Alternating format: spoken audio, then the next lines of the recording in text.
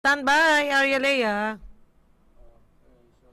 At si Arya Lea ay nandun pa ngayon sa United Nations Day Celebration dyan sa Starbright Montessori School.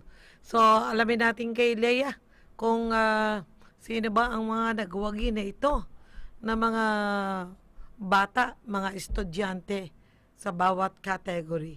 Arya Lea. Ayan, magandang tanghali po sa ating mga tagapakinig dito sa radyo nating Gimba at lalong-lalo na po sa mga nakabang sa ating Facebook live streaming ngayong araw.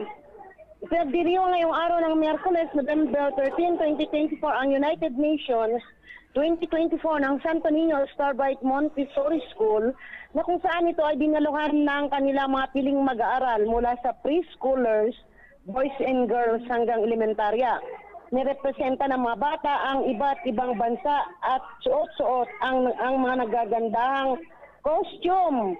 At nagkaroon din sila ng butuhan na una na rito kasamang G, ito yung Citizens Choice Award, na kung saan napili si Micaela Rose E. Ganiban na nakakuha ng 689 points at si mula sa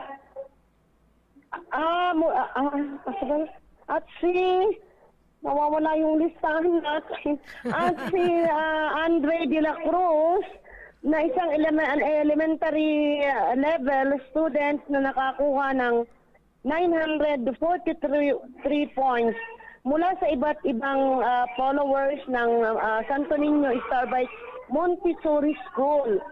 Tinanghal din na Best in Costume mula sa preschool, boys and girls, sina Mr. Egypt at Miss Philippines.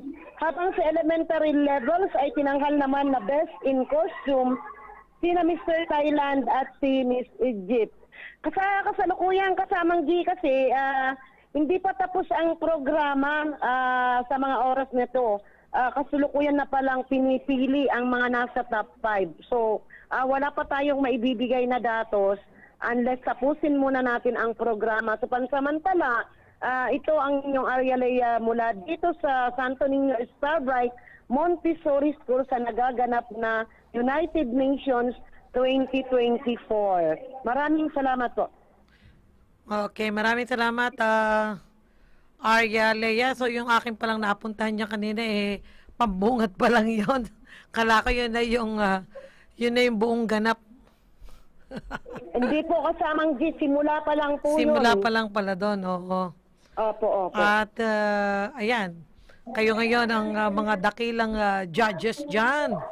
No, kayo ni Tita ST.